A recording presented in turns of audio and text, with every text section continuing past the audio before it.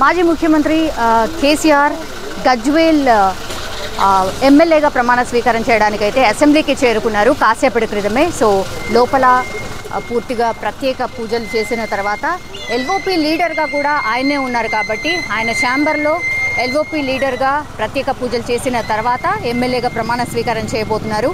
So ఇది మనకు ఉన్నటువంటి ఇన్ఫర్మేషన్. అయితే 8వసారి ఆయన ఎమ్మెల్యేగా ప్రమాణ స్వీకారం చేస్తున్నారు. సో మనకి అందరికీ తెలుసు Kamareddy and as well as Gajwel నుంచి 2 ప్రాంతాల నుంచి ఆయన పోటీ చేశారు. బట్ ఆయన గజ్వేల్ నుంచి గెలుపొందారు. సో ఆయన గజ్వేల్ నుంచి గెలుపొందిన తర్వాత అప్పుడు అందరూ ఎమ్మెల్యేలు అంటే 119 మంది ఎమ్మెల్యేలు 118 మంది ఎమ్మెల్యేలు ఆల్రెడీ ప్రమాణ స్వీకారం చేశారు. కానీ మనందరికీ తెలుసు ప్రమాణ స్వీకారం ఆ నెక్స్ట్ డేనే ఆయన దానికంటే ముందు రోజు ఆయన ఫామ్ హౌస్లో కాలిజారు పడిపోవడం, ఆ తర్వాత ఆయనకి ఆపరేషన్ జరిగింది, దెన్ రెస్ట్లో ఉన్నారు. ఈరోజు ప్రమాణ స్వీకారం చేయడానికైతే అసెంబ్లీకి రావడం జరిగింది. చాలామంది బీఆర్ఎస్కి సంబంధించిన నాయకులు పెద్ద ఎత్తున అసెంబ్లీ దగ్గరికి అయితే చేరుకున్నారు.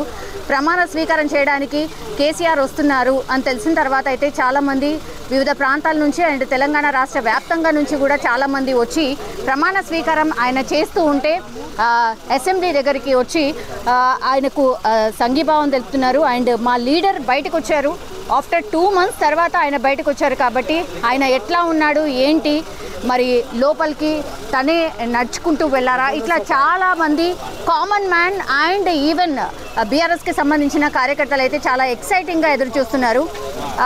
అసెంబ్లీ గేట్ అంటే ఈ లోపల ఇదో దారి.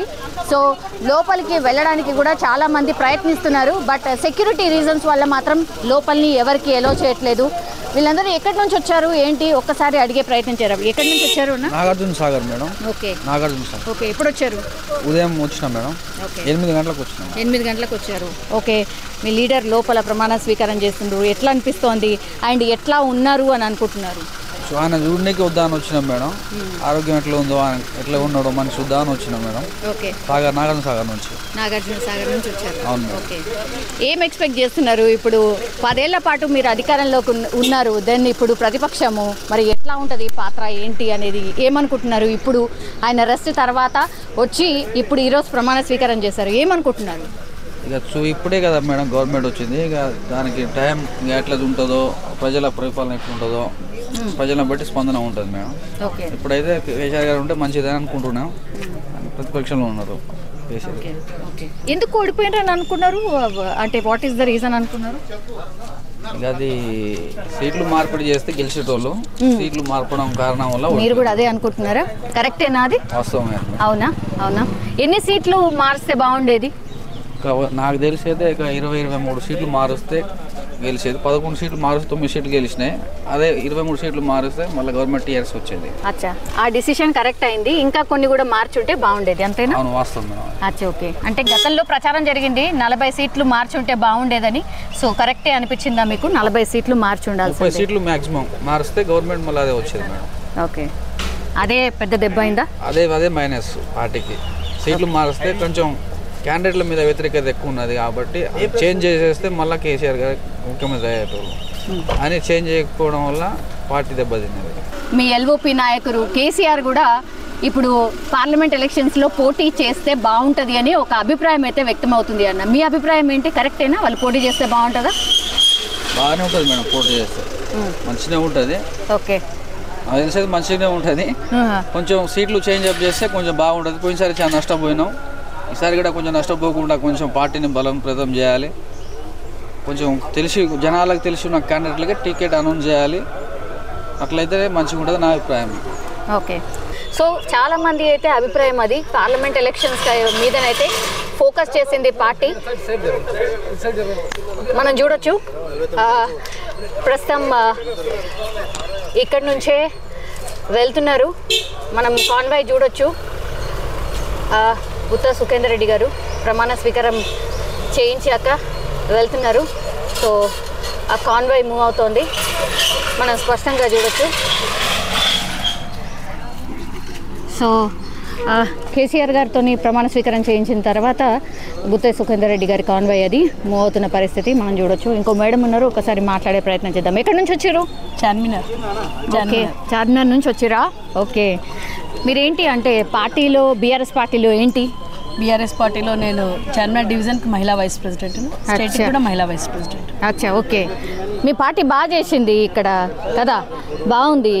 మరి రూరల్ ఏరియాలో అయితే అంత పెద్దగా గొప్పగా చేయలేదు. అండ్ ఈరోజు కేసీఆర్ గారు ప్రమాణ స్వీకారం చేస్తున్నారు కాబట్టి వచ్చారా? మీరు చెప్పిన దానికి ఫస్ట్ దానికి నేను సమాధానం చెప్తున్నాము. హైదరాబాద్లోనే కాదు, యావత్ తెలంగాణలో బాగా చేసింది కాబట్టి ఈరోజు సార్ వచ్చింది కాబట్టి ఆ అభిమానంతో మేము అందరం ఇక్కడ వరకు వచ్చినాము. ఈరోజు తెలంగాణ రాకముందు ఎట్లుండే, తెలంగాణ వచ్చిన తర్వాత ఎట్లుందో మేము జనాలకు చెప్పేది కాదు, కళ్ళు మూసుకొని గంతలు కట్టేటట్టు లేదు. ప్రపంచంలో ఎక్కడి నుంచైనా వచ్చిన వాళ్ళు ఈరోజు ఎన్ఆర్ఐస్, చిరంజీవి, రజనీకాంత్ అట్లాంటి పెద్ద పెద్ద వాళ్ళు వచ్చిన వాళ్ళే చెప్పిండ్రు. ఈరోజు మా సార్ ఏదో నేనేం చేయలేదు, చేసిన దానికి మేము ఇట్లా మాట్లాడుతున్నాం అనేది ఏం లేదు. కాబట్టి మేము గల్ల ఎత్తి చెప్పుకునే తగ్గట్టు మా కేసీఆర్ గారు ప్రగతి పదంలో తీసుకుపోయిండు.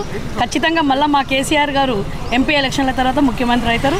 ఖచ్చితంగా మళ్ళీ అవుతుంది. ఎట్లా అవుతారు అనేది ఇట్లా అనేది మీకు మీడియా ఎట్లా ఇక్కడ నుంచి లాగుతారా? లాగేదేం లేదు, వచ్చేస్తారు. లాగాల్సిన పని లేదు. మీ వాళ్ళే ఇటు వస్తున్నారు అంటున్నారు కదా. అంటారు మా జనాలకు ఏమైందంటే వాళ్ళకు కళ్ళు మూపిచ్చేసి వాళ్ళకి ఇట్లా చేస్తాం అట్లా చేస్తాం అంటున్నారు. 100 రోజులలో చేస్తానన్నాడు. 6 గ్యారంటీలు ఎక్కడ పోయినాయి? 6 గ్యారంటీలు ఇంకా 100 రోజులు కాలే కదా, 50 రోజులే కదా అయింది. 50 రోజులలో కూడా ఏమైందో అది చెప్పాలి కదా. 2 ఇచ్చిండ్రు మహిళలకు. మీరు బస్ ప్రయాణం చేసిరా ఉచితంగా? బస్ ప్రయాణం చేసుకొని కాలు చేతులు ఎరగొట్టుకోవాలా ఏంది? మేము ఎందుకు బాగాలేదా? ఏడున్నది మీరే చెప్పాలి, మీడియా వాళ్ళే చెప్పాలి. బస్ ప్రయాణం ఇప్పుడు ఎట్లా ఉన్నది, ఏమున్నదో మీరే చెప్పండి. రోజు మీరు మీడియాలో చూస్తలేరా, న్యూస్లలో చూస్తలేరా? మహిళలు ఎప్పుడన్నా తెలంగాణ వచ్చిన తర్వాత జుట్లు పట్టుకొని కొట్టుకున్న దినాలు చూసిండ్రా మీరు? అయితే తప్పు పథకం అంటారా? పథకం బాగాలేదా? మహిళలే వద్దంటారు కదా, మహిళలే వద్దంటారు. సీఎం కూడా ఇప్పుడు అయినా మన సీఎం అనేది కూడా లేదు, మా సీఎం మా కేసీఆర్. కాబట్టి మహిళలే ఆ పథకం వద్దని చెప్తున్నారు. అదే బదులు ఉచిత అది పెట్టేది ఉండే, విద్య పెట్టేది ఉండే. ఆయనకు అంతా చేయాలనుకుంటే ఉచిత. కానీ మీరు ప్రామిస్ చేసిర్రు, మరి చేయలేదు కదా. ఏమేం చేయలేదు మేము. ఉచిత విద్య PG to LKG to PG వరకు ఉచిత విద్య అన్నారు. అసలు ఇంప్లిమెంట్ కూడా చేయలేదు కదా. కాలేదు, చూడండి మీరు. ఎక్కడైంది? ఎందుకు కాలేదు? అయ్యింది, ఖచ్చితంగా అవుతుంది. ఎక్కడైంది కదా, మొత్తం తెలంగాణలో అవుతున్నది. అది ఎక్కడైంది అంటే ఏం చెప్పలేం కదా. తెలంగాణలో ఎక్కడైంది మీరు చూసుకోవాలి. ఇప్పుడు ఇంత టెక్నాలజీ వచ్చిన తర్వాత ఎందుకు కాలేదు? అవుతున్నది, ప్రతి ఒక్కటి అవుతున్నది. తెలంగాణ రాకముందు ఎట్లుండే, తెలంగాణ 10 సంవత్సరాల పిల్లగాని 60 సంవత్సరాల పాలించిన వాళ్ళు ఏం చేయనప్పుడు 10 సంవత్సరాలలో టైం పడుతుంది కదా. ప్రతి ఒక్కటి చేసుకుంటూ వచ్చినాం. ఈరోజు అంటే ఉద్యోగాలది కూడా సార్ చేసిండు, కానీ చూపించుకోవాలి మేము. ఇట్లా రేవంత్ రెడ్డి లాగా అన్ని వేసి ఏమంటారు, టెంట్లు వేసి దాని కింద కూర్చోబెట్టి చూపించలే. మీడియా లేకుండా, సోషల్ మీడియా లేకుండా ఇవన్నీ చేయకుండా చేయలేదు. ఈరోజు ఆయన ఏదో ఎండలో కూర్చోబెట్టి అందరికి ఇచ్చిండంటే కాదు కదా. పార్లమెంట్ ఎలక్షన్స్ రాబోతున్నాయి, 17 ఉంటాయి పార్లమెంటు. మీకైతే MIM, మీ ఇలాకా MIMదే కాబట్టి ఇంకా మరి 16 సీట్లు ఎట్లా ఫోకస్ చేయబోతున్నారు? సారు సర్కారు 16 ఇదేనా? మళ్ళీ కారు 16 సారు కారు 16 ఇదేనా అంటే ఇదే ఖచ్చితంగా. మళ్ళీ మాకు 16 వస్తాయి. ఇప్పుడు ఇంతకుముందు 9 ఉండే, ఇప్పుడు 16 వస్తాయి. జనాలలో అవే అంటే వ్యతిరేకత ఇంకా ఎక్కువ చేసుకున్నాడు కాబట్టి ఇప్పుడు ఖచ్చితంగా వస్తాయి. ఓకే, సరే. ఇప్పుడు చాలామంది అంటున్నారు పెద్ద పెద్ద లీడర్స్ మీ దాంట్లో ఎవరైతే ఉన్నారో, అంటే హరీష్ రావు గారు కావచ్చు, KTR గారు కావచ్చు, దెన్ కవిత గారు, and even LOP leader KCR గారు కూడా పార్లమెంట్ ఎలక్షన్స్లో పోటీ చేస్తే బాగుంటుంది అని ఒక అభిప్రాయం. మీ అభిప్రాయం ఏంటి? మీరు ఫస్ట్ దానికి మళ్ళీ జవాబు చెప్తా. లీడర్స్ కాదు, వారు ఉద్యమకారులు. తెలంగాణ తీసుకొచ్చిన రాజకీయ పార్టీ అయిపోయిందని LOP లీడర్ అండ్ కేసీఆర్ గారే చెప్పారు. కేసీఆర్ గారు చెప్పిండ్రు, కానీ కేసీఆర్ చెప్పిన దాంట్లో చాలా దూరం ఆలోచించి చెప్తాడు సారు. ఉద్యమకారులు కాబట్టి ఉద్యమంలో తెలంగాణ తీసుకొచ్చిన వాళ్ళు ఈరోజు పోటీ చేసే అధికారం కూడా ఉన్నది వాళ్ళకు. ఖచ్చితంగా జనాలు వాళ్ళని స్వీకరిస్తారు. ప్రగతి పదంలో పోదాము. మళ్ళీ ఒక 20 సంవత్సరాలు వెనకకి తీసుకొని పోయిండు మనను కాంగ్రెస్, మళ్ళీ వెనకకి తీసుకొని పోయిండు. ఎక్కడ ఉన్నది ఈ ఫామ్స్ ఇవన్నీ నింపుకుంటా జనాలను, లేడీస్ను మళ్ళీ అదే చెప్పుల లైన్లలో పెట్టుకుంటా ఇవన్నీ ఎక్కడ పడ్డాయి? ఇప్పుడు మహిళలకు ఇస్తా అని చెప్పారు, 2500 ఇస్తాన్నారు. రాగానే 9వ తారీఖు కాగానే ఎక్కడ పడ్డాయి? ఇప్పుడు ఉన్న పెన్షన్లే పడలేదు, రైతు బంధు లేదు, రైతు బీమా లేదు. ఆయన ఏం చేస్తున్నాడు అసలు ఆయనకే అర్థమైతలేదు. ఆయన మేస్త్రి కాబట్టి ఆయనకు అర్థం కాదు, ఈ జన్మలో అయితే కాదు ఆయనకు. కాబట్టి ఆయన ఖచ్చితంగా ఒక 6 నెలల్లో పోతుంది. మళ్ళీ ఖచ్చితంగా మా కేసీఆర్ ప్రభుత్వమే వస్తుంది. ఇప్పుడు GHMC మాజీ డైరెక్టర్ శివ బాలకృష్ణ ఎవరైతే ఉన్నారో ఆయన మీద పెద్ద ఎత్తున ఆరోపణలు వచ్చాయి. ఈవెన్ సిఎస్గా ఉన్నటువంటి సోమేష్ కుమార్ గారి మీద కూడా ఆరోపణలు వస్తున్నాయి, చాలా ఆరోపణలు వస్తున్నాయి.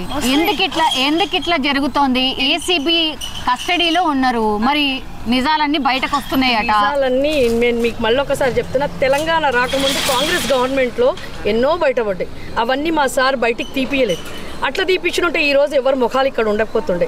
ఇప్పుడు నిలబడ్డ ఎమ్మెల్యేలు మినిస్టర్లు ఇచ్చిన వాళ్ళు ఎవరు ఉండకపోతుండే. అప్పుడు చేసింది. ఇప్పుడు ఒక సోమేష్ కుమార్ల జాగాలో ఇంకోటి ఇట్లాంటి కాంగ్రెస్ వాడు ఎవడన్నా ఉన్నా కానీ చేస్తాడు. ఇప్పుడు మళ్ళీ కాంగ్రెస్ గవర్నమెంట్లో ఒక 1 yearలో బయటపడాయా? ఎవరు చెయ్యరా? చేస్తారు. అంటే కామన్ అని చెప్తున్నారా మీరు? కామన్ కాదు, కామన్ అనే మాట కాదు. కామన్ చేసి ఆ పదవిలో ఉన్న వాళ్ళు చేసిండ్రేమో. ఇప్పుడు రుజువు కాకముందు మనం ఎవరిని అనేటట్టు లేదు కదా. తన మీద చెప్తున్నారు. మరి ఆరోపణలు ఎందుకు వస్తున్నాయి? ఆరోపణలు వస్తాయి మేడం. ఆరోపణలు కేసీఆర్ మీద 14 లక్షల రైతు బంధు ఆయనకు ముట్టిందట. అవసరమా? 14 లక్షలు అంటారు, 40 లక్షలు అంటారు, 50 నోటికి నరం లేని నాలుక ఇది. ఎన్నో చెప్తాము. ఇప్పుడు మోదీని కూడా అంటున్నాము, ఇప్పుడు రేవంత్ రెడ్డిని అంటున్నాము, అందరిని అంటాము. అవి రుజువు కావాలి కదా మేడం. రుజువు కాంది ఎవరిని ఏం అనలేము. ఆ పదవిలో ఉన్నప్పుడు అవుతుంటాయి. ఇప్పుడు ఆపోజిషన్ కాబట్టి ఖచ్చితంగా తప్పులు తీస్తారు. మంచిగా చేసినావు అని ఏదక్కడ నన్ను చూపిస్తున్నారు. తెలంగాణలో ఇక్కడ బాగుంది, ఇక్కడ చేసినావు కేసీఆర్ చేసినట్టు ఎవడన్నా చేసిండా? ఎవడన్నా మొగోడు తెలంగాణ వచ్చిన తర్వాత ఈ ప్రగతిలో ఇండియా లెవెల్లో ఎవరు చేసిండ్రో చూపించమని. ఇండియా లెవెల్లో ఇదే బీజేపీ గవర్నమెంట్లో ఇదే ఉన్న ఒక కర్ణాటకలో వీళ్ళు చేసుకున్న ఒక 1 year కింద చేసిండ్రు. అక్కడేం చేసిండ్రు? ఇప్పుడు అంటే ఎక్కడ మనము ప్రగతిని చూపిస్తున్నారో అక్కడ చూపించమని చెప్పండి. మంచిగా కూడా చూపించాలి కదా. అన్ని చెడ్డయ్యే ఆపోజిషన్లో చూపించడం కాదు కదా. ఇప్పుడు మీరు అన్నట్టు జనాలకు చూస్తున్నారు పెడుతున్నారు అంటే అవన్నీ కాదు. కామన్ అది. ఏదో చిన్న దగ్గర తప్పు అవుతుంది. 10 ఏళ్లలో ఎక్కడ తప్పు కాంది ఎవడు చేస్తాడు? శ్రీరామచంద్రరాసుని చేయలేదు. ఇక కేసీఆర్ గారికి ఎక్కడ ఉంటుంది అది? వీళ్ళందరూ రాక్షసులు. ఆయన ఎంబడి పడ్డారు, పడి ఎట్లయితే బయటికి మళ్ళా గుంజాలన్నట్టు చూస్తున్నారు. ఒక్క నెంబడికి ఇంతమంది మేడం, ఒక బక్క పల్సన్ ఆయన ఎంబడికి ఇంతమంది వాడి చేస్తుంటే ఎక్కడ నెగులుతాడు ఆయన? మళ్ళా జనాలు ఏడుస్తున్నారు. ఏడుస్తురా? చూడండి, మీకు ఎన్ని మీడియాలో మీరే చూపించాలి. మేం కాదు, మేము చూస్తలేము. మేము మీలాగానే మాట్లాడటోలేము. జనాలు ఎన్నో మీడియాలో చూస్తున్నారు కదా. సోషల్ మీడియా ఓపెన్ చేయండి. జనాలు ఏడవడం లేకపోతే నాకు అడగండి. జనాలు ఏడుస్తున్నారు. ఇప్పుడు మళ్ళీ అదే కరెంటు పోతుంది. 3 గంటలు 4 గంటలు కరెంటు సిటీలో పోతుంది, మా ఏరియాలో పోతుంది. చెప్పేది ఇస్తున్నారు మేడం. ఎందుకు తీస్తాడు? 10 ఏళ్లలో 1 నిమిషం పోతే కరెంటు పోతే ఫోన్ వచ్చేది కేటీఆర్ గారికి. ఇక్కడ చెత్త ఉన్నదని ఇప్పుడు అడగండి. ఇప్పుడు 50 రోజులల్లో ఎన్ని రోజులు తీస్తుండు? అంటే ఇది అలవాటు చేస్తుండు అనమాట జనాలకు. మళ్ళీ కాంగ్రెస్ గవర్నమెంట్ ఇది ఇంతే మేము మరి లంక బిందెలు ఉంటాయని వస్తే అక్కడ ఏమీ లేదట. ఆయన ఏం చేయమంటారు మరి? బొందా ఆడు లంక బిందెలు వస్తున్నాయి. అందుకే కదా చెప్తున్నాము. ఆ బిందెల బంగారం అవి ఇవి దోసుకొని తింటా. గుంపు మేస్త్రి కాబట్టి తొందరగా లంక బిందెలు వెళ్తాయని అనుకున్నాడు. కాబట్టి ఏం వెళ్ళలేదు. అంత ప్రగతిగా అనిపిస్తుంది. కేసీఆర్ సార్ ఏం జమ చేయలేదు, జనాలకే పెట్టిండు, నాకేం లేదు అన్నట్టు ఏడుస్తుంది. వదిలిపెట్టుకుంటాడు. ఆయనంతలో ఆయననే వదులుకుంటాడు. వదలకపోతే మేమే బట్టలిప్పి వదిలిపిస్తాం. మరి ఇంత భయంకరంగా ఎందుకు మాట్లాడుతున్నారు? అంటే డిఫెండ్ చేసుకోవడానికి మాటల దాడి మరీ ఘోరంగా మాట్లాడుతున్నారు. ఎలక్షన్ల ముందు ఎట్లా మాట్లాడిండ్రు మేడం? మేము చేసిన దానికి 10 ఇంతలు చేసి మాట్లాడిండ్రే. ఇప్పుడు మాకు బాధ ఉంటుంది కదా. మాకు అన్ని చేసినోని ఇట్లా చేయడం తప్పు కదా. ఏం చేయనోడు మంచి గుంపు మేత్ర వచ్చి ఆడ అసలు ఉద్యమంలో ఎక్కడున్నాడు? ఆయన ఉద్యమంలో ఎక్కడున్నాడు? ఇలా ఇక్కడ ఆయన సీఎం అయ్యే పదవి మీద ఒక అంటే కాంగ్రెస్లో కూడా సీనియర్స్ చాలామంది ఉన్నారు. వాళ్ళెందుకు కాలే? ఈయనెందుకు అయిండు? కాంగ్రెస్లో ఇప్పుడు హనుమంతరావు ఉన్నారు, ఆయన ఎందుకు కాలే సీఎం? బట్టి విక్రమార్క ఎందుకు కాలేదు? ఈయన ఎందుకు అయిండు? రెడ్డిలది చూయించుకోవడానికి రెడ్డి ఈయనకి మొత్తం చంద్రబాబు నాయుడు గారు సపోర్ట్ చేసిండు. మా సార్ని కేసీఆర్ గారిని ఎన్నోసార్లు ఇష్టం ఉన్నట్టు తిట్టిండు. అయినా భరించడం. ఎందుకంటే మాకు ఒక మర్యాద, ఒక కట్టు, అమ్మ మనది సంస్కారమైన పార్టీ అని చెప్పేసి మాకు చెప్పిండు సారు. ఈరోజు ఆయనను పట్టుకొని వాళ్ళ ఫ్యామిలీని పట్టుకొని మమ్మల్ని బీఆర్ఎస్ వాళ్ళని పట్టుకొని తిట్టడం చేయడం మేము ఎట్లుకుంటాం? ఇప్పుడు ఇవన్నీ బయటకు ఎట్లా వస్తున్నాయి? ఇంతకుముందు ఏం చేసిండ్రు మీరు? ఎక్కడున్నారు మీరు? కాంగ్రెస్ ఎక్కడుంది అసలు? తెలంగాణ ఉద్యమంలో కాంగ్రెస్ ఎక్కడుంది నేను అడిగేది. ఇచ్చింది కాంగ్రెస్ కదా. కాంగ్రెస్ ఇచ్చిందంటే ఆమె సోనియా గాంధీ, ఆమె ఎక్కడో ఉన్నది, ఆమె ఢిల్లీలో ఉన్న ఆమె ఇచ్చింది. అంటే ఇవన్నీ మేము పోరాటంతే ఆమె ఇచ్చి ఆమె చేతులదా? ఆమె ఇంట్లోదా? ఆమె సొత్తా ఏమన్నా? ఆమె ఇచ్చిందంటే ఆమె జాగాలు ఇంకెవడెవడ ఉన్నా కానీ ఇచ్చేది. ఆమె జాగాలో వేరే జాగాలు ఉన్నా కానీ ఇచ్చేది. అంటే ఇక్కడ ఇంతమంది ఉద్యమకారులు ప్రాణాలు బలిదానాలు తీసుకున్న దేవత నా అన్నాడో ఆయననే రేవంత్ రెడ్డి. తెలుగుదేశంలో ఉండే బలిదేవత ఆమె అని అన్నాడు. ఇప్పుడు ఆమెనే దేవత అయిపోయింది. మీ నాయకుడు కూడా చెప్పిండ్రు కదా, సోనియా గాంధీ వల్లే తెలంగాణ వచ్చింది, లేకపోతే ఆమె ప్లేస్లో నేను ఉంటే కూడా ఇచ్చేదాన్ని. ఆమె ప్లేస్లో ఆ సిచ్యువేషన్ని బట్టి ఎవరైనా ఇస్తారు. మీరున్నా ఇస్తారు, నేనున్నా ఇస్తా కదా. ఆమె దేవత కాదు కదా. ఆమెని తిట్టినోడు ఈరోజు ఆమె కాలు పట్టుకుంటుండు. ఆ రోజు తెలంగాణ వచ్చిన తర్వాత కేసీఆర్ గారు వాళ్ళ ఫ్యామిలీ పోయి కలిస్తే ఎన్నో పట్టిండు. మొన్న స్టేడియంలోనే వాళ్ళ పెళ్ళాము, పిల్లలు, కొడుకు, అల్లుండి పట్టుకొని కాళ్ళు మొక్కిండు. ఆయననేమనాలి అంటే మాకు ఆపోజిషన్ వాళ్ళకి మాట్లాడడానికి రాదా? మేము పట్టించుకోలేదు, ఇట్లాంటి చిల్లర వాళ్ళని పట్టించుకోకపోతుంటుంది. కానీ ఇప్పుడు ఆయన మాట్లాడిన దానికి మీకు నేను సమాధానం చెప్పాల్సి వస్తుంది. ఆయన మాట్లాడితే మాట, మేము మాట్లాడితే కాదా? ఇంకెవ్వరం ఇంకా స్టార్ట్ చేయలేదు. స్టార్ట్ చేసినామంటే తట్టుకోలేడు. మా అట్లాంటి వాళ్ళు ఎంతోమంది ఉన్నారు. నేను వాళ్ళ ముంగట వాళ్ళ సీనియర్స్ ఇంకా చాలామంది ఉన్నారు. ఒక మర్యాద అనేది ఇప్పటివరకు బీఆర్ఎస్లో చూపించారు. ఇక ముందు చూడండి, ఇక ముందు ఇంకా ఓల్డ్ సిటీకి నుంచి వెళ్ళినామంటే, బయటికి వెళ్ళినామంటే బయట తట్టుకోలేరు వాళ్ళు బీఆర్ఎస్ నుంచి.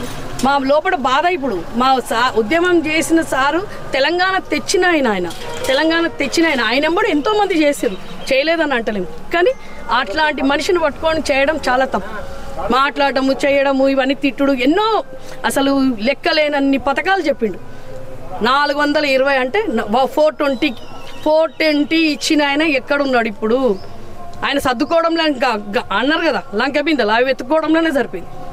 ఎక్కడెక్కడ వెతుక్కుంటున్నాడో ఏమో. మళ్ళీ అవి వెతుక్కుంటే అవి కూడా ముల్లే మూట చదువుకుంటాడు, ఆయన కూడా పక్కకి జరిగిపోతాడు. ఎట్లున్నారు సార్ కేసీఆర్? బాగున్నారా సార్? బాగున్నారు. ఓకే సార్, అయిపోయిందా ప్రమాణ స్వీకారం? అయిపోయింది. ప్రమాణ స్వీకారం చేశారు. ఓకే, మా పార్టీకి సంబంధించినటువంటి ఎమ్మెల్యేలు, ఎమ్మెల్సీలు, ఎంపీలు అందరూ అటెండ్ అవ్వడం జరిగింది. సార్ అందరూ మీ కార్యకర్తలు అందరూ ఎదురు చూస్తున్నారు సార్, మా సార్ ఎట్లున్నాడు ఏంది అనేది.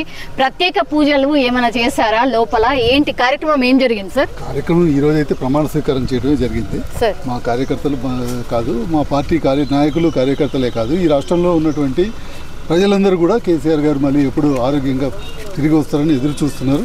అందులో ఎటువంటి సందేహం లేదు. వారు చాలా వరకు కోలుకున్నారు, నడుస్తున్నారు కూడా, కొంత దూరం నడుస్తున్నారు.